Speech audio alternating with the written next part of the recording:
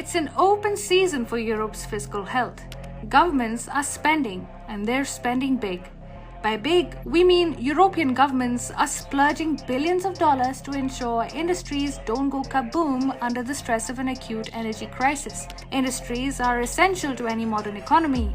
Without them, Europe could lose its famed tag of being in the developed world. The Industrial Revolution began in Europe. Now, industrial reversal has also started from this very part of the world.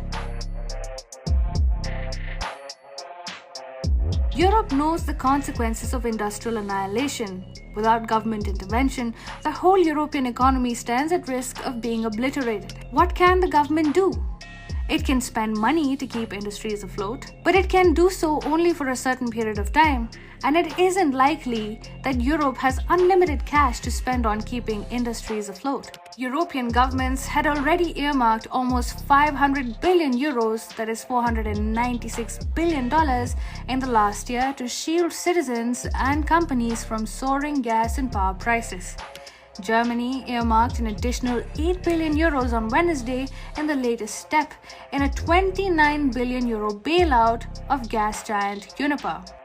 That's right, 29 billion euros spent to keep just one company afloat. According to Reuters, France will allocate 9.7 billion euros to take full control of utility firm EDF. Germany, meanwhile, has also seized control of Gazprom Germania and a subsidiary of Russian oil company Rosneft.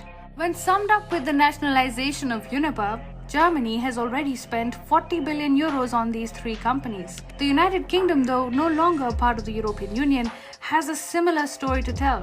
More than 20 British power providers have collapsed because a government-mandated price cap meant such companies had to absorb the high costs themselves. Only now has the British government stepped in to save the country's firms from soaring energy prices. Under the estimated $45 billion plan, the government will cap the wholesale energy prices that feed into gas and power contracts for businesses for 6 months. A review will be carried out after 6 months in which specific sectors that require continued aid will be identified and helped. That is aside from the $130 billion bailout that London has announced to curb household energy bills. To subsidize energy bills of both households as well as industries, Britain will spend over $180 billion over the next few months. That's a big number and promises to significantly alter the country's physical health. European energy companies need an estimated 1.5 trillion euros to save themselves from soaring energy prices, and they need the money soon.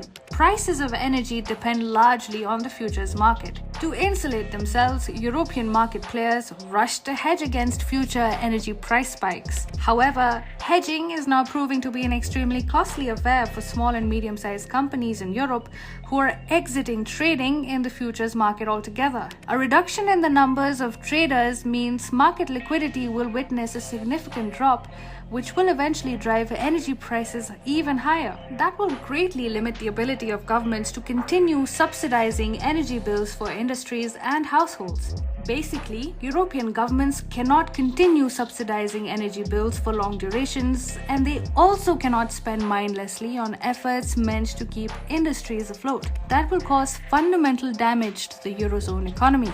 Do you see any easy way out for Europe? Do let us know in the comments.